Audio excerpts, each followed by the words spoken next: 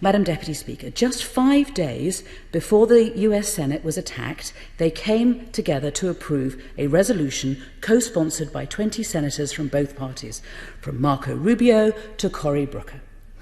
And it was about this, about the brutal campaign of subjugation by the French-speaking government in Cameroon against the country's English-speaking minority. The Senate resolution condemned with great force the atrocities committed by the Anglophone separatist militias, and it speaks with equal power about the actions of the Cameroon government, including, I quote, torture and sexual abuse, massacres and burnings of villages, use of live ammunition against protesters, arbitrary arrests and unlawful detention, forced disappearance and deaths in custody, attacks on journalists and the regular killing of civilians, including women, children and the elderly. Madam Deputy Speaker, the Senate resolution noted approvingly that exactly 1 year before, the Office of the US Trade Representative, remember this is Donald Trump's trade representative, the direct counterpart of the Secretary of State for International Trade, had terminated Cameroon's access to preferential trade rights due, I quote, to persistent gross violations of internationally recognised human rights. And finally, Madam Deputy Speaker, in that same spirit, the Senate resolution urged members of the international community to join the United States in a strategic collective effort to put pressure on the government of Cameroon, including through, I quote, the use of all available diplomatic and punitive tools. And I quote that Senate resolution at length, Madam Deputy Speaker, because I believe that we must ask ourselves what on earth those senators would think if they knew that on that very same day, when they were unanimously passing those strong words of condemnation towards the government of Cameroon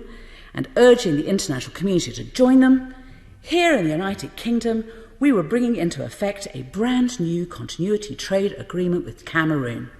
a trade deal which was agreed by ministers, apparently with no consideration and clearly no concern for the persistent gross violations of international human rights that are taking place inside Cameroon. A trade deal which none of us in this House, bar the ministers on the bench opposite, have even been allowed to read, let alone debate or approve, and a trade deal which may or may not contain provisions on human rights, but until the government finally decides to publish it, we, the elected members of this Parliament, simply cannot know.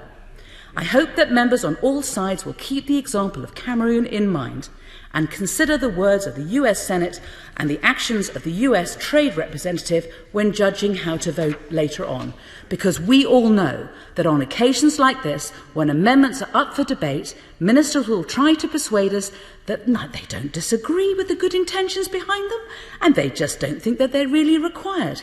However,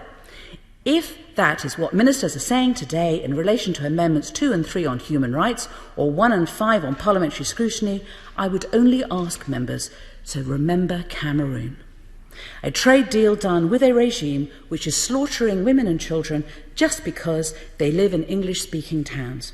A trade deal done in the face of the US Senate on the same day that they called for international support. And a trade deal which, incredibly, has still not been laid before Parliament almost 3 weeks after it came into force. I would urge all members to think about the Cameroon deal and how little consideration ministers gave either to human rights or to the rights of this Parliament when they decided to sign it. And then finally ask yourself and ask your conscience whether you accept what those same ministers are saying when they go through the amendments before us today and tell you